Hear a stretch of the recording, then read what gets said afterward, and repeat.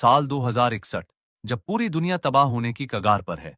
सूरज बेहद तेजी से पृथ्वी की ओर बढ़ रहा है और अगले कुछ सालों में पृथ्वी से टकराकर सब कुछ मिटा देगा। इससे बचने के लिए सभी बड़े देश मिलकर एक संगठन बनाते हैं, जो पृथ्वी को एक नए सौरमंडल तक ले जाने का फैसला करता है। इसके लिए पृथ्वी की सतह पर 10,000 विशाल अर्थ इंजन लगाए जाते हैं, जो पृथ्वी को धीरे धीरे अपनी कक्षा से निकालकर एक सुरक्षित स्थान तक ले जाएंगे। ये सफर लगभग 25 साल का होगा। कहानी में एक परिवार भी है, एक अंतरिक्ष यात्री जो अपने बेटे को दादा के पास छोड़कर इस मिशन में शामिल हो जाता है। वह स्पेस स्टेशन से पृथ्वी का संचालन करता है। अगले 2 साल में पृथ्वी की प्राकृतिक गति रुकने लगती है, जिस कारण जबरदस्त भूकंप और सुनामी आते हैं।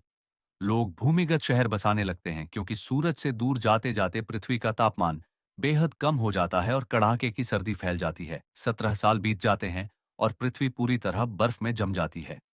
अब पृथ्वी जुपिटर के पास पहुंच चुकी है, लेकिन जुपिटर का ताकतवर गुरुत्वाकर्षण पृथ्वी को अपनी ओर खींचने लगता है। अगर कुछ न किया गया तो अगले 7 दिन में पृथ्वी जुपिटर से टकराकर पूरी तरह तबाह हो जाएगी। सभी हताश हो जाते हैं। तभी उस बेटे को अपने पिता की एक बात याद आती है। जुपिटर में भारी मात्रा में हाइड्रोजन है। अगर इसे ज्वलित किया जाए तो एक जबरदस्त धमाका होगा, जिससे पैदा होने वाली तरंग पृथ्वी को दूर धकेल सकती है। वह यह बात स्पेस स्टेशन में बैठे अपने पिता तक पहुंचाता है।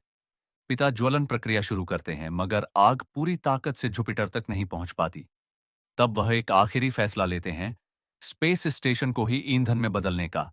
वह अपने बेटे से आखिरी बार विदा लेते हैं, स्पेस स्टेशन को आग में झोंक देते हैं, जिससे एक विशाल विस्फोट होता है।